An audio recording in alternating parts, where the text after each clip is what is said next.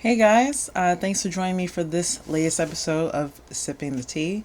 It's a little bit hot right now, so I can't sip the tea literally, but I will be spilling it. So, a lot of things happened this week, starting with Quincy Jones, who's been giving many interviews, most notably, or most recently rather, the one in Vulture, where he spills all kind of dirt himself, including that he used to date Ivanka Trump, and that she was the one who asked him out through Tommy Hilfiger.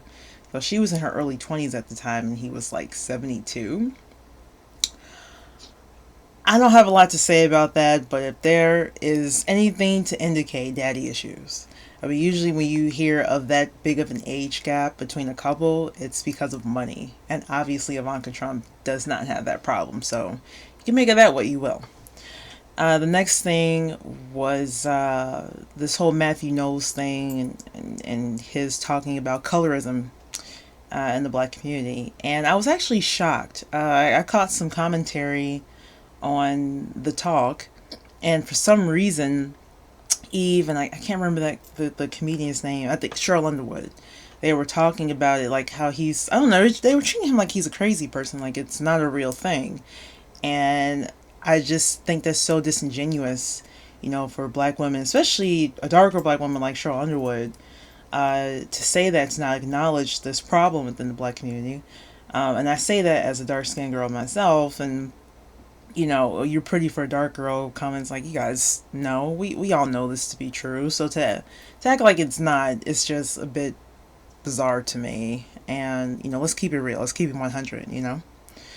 Um, Next up is Omarosa on Big Brother. I'm not watching. I don't care about Omarosa. I don't know why anybody cares about Omarosa. She's being grossly overpaid for the show. I think everyone else is getting like 250 and she's getting 1.2 million for this. I think if the Big Brother producers were smart, they would have brought back Tiffany Pollard, who was on the UK Big Brother, and have her come on there with Omarosa in that house, because I would love to see that play out. That would be the only thing to make me watch. Either Tiffany Pollard, maybe Nene Leakes. I just want someone to take Omarosa down several pegs, because she. Anyway, we're not looking for her. Next is the Martin reboot.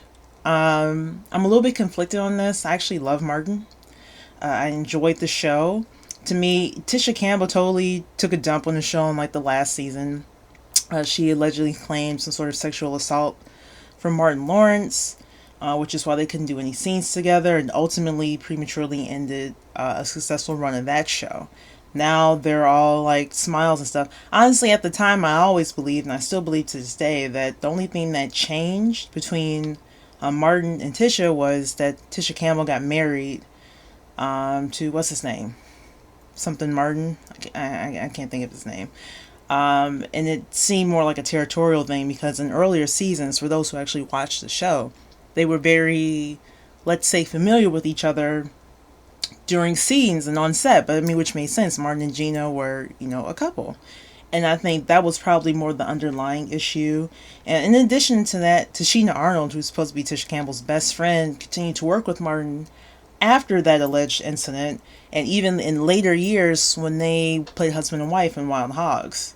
And I just don't think, if my best friend told me that, so and so sexually assaulted her, I couldn't see still working with this person afterwards. She has a contract on the show, that's one thing, but she worked with him on a totally separate project. So, okay.